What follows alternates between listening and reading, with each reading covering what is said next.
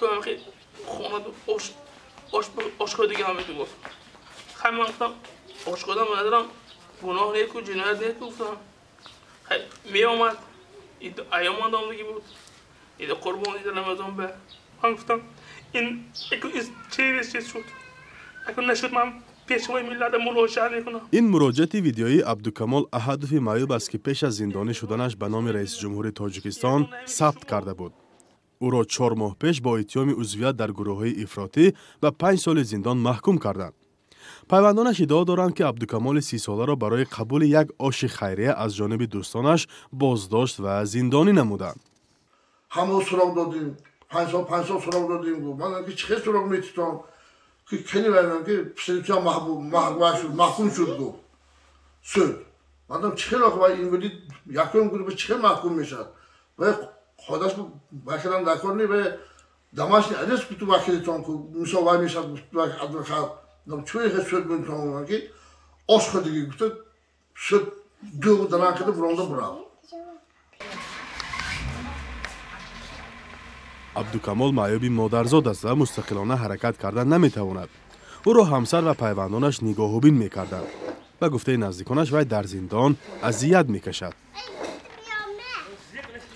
حاجت خانم مثلا بوده پرافتن نکار و مثلا چیزی که وی موند استعمال موند وی میپرتاد همون بوده پرافتن نکار اکنون شرم میدارست که همین چی بگویم که حاجت خانم وی منه بوده پرتاد هیچ که گفته نمیتونه کن همین حسابی همین یک گزین نان کتی یک پلاک دو پلاک گوشت میخورد همون که یک شد که فقط همین میگه یک خورد چای میخورم میگه تمام دیگه هیچ آخوت خوری نیست میگه.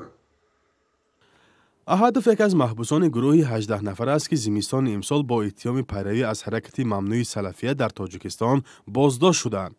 محاکمه پرونده پس درهای بسته در بازداشتگاه رقم 2 شهر خوجند و بدون شرکت خویشاوندان و خبرنگاران برگزار شده است.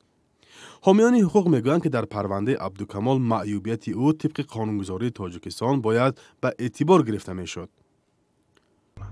خب قانونگذاری جنایتی جمهوری تاجیکستان برای شخصانی که گرفتاری بیماری وزین است عموما بیماری هستند خب یک امتیاز اگر گویم خطا نمیکنیم امتیاز هم پیش بینی کرده است و سودها میتوانند خب همین امتیاز رو نسبت شخصانی که معیوبی دارند یا که گرفتار بیماری وزین هستند تطبیق نمایند. این ماده 79 کدکس جنایتی جمهوری تاجیکستان میباشد که در آن پیش بینی شده است که شخصی که گرفتاری بیماری وزین است میتواند از ادای جزا آزاد کرده شود یا اینکه نسبت او جزای سبکتر از جانب سود تطبیق کرده شود.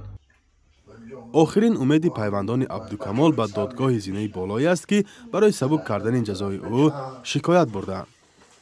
فرزان محمدی، رادیوی آزادی، ناحیه باباجان غفورов.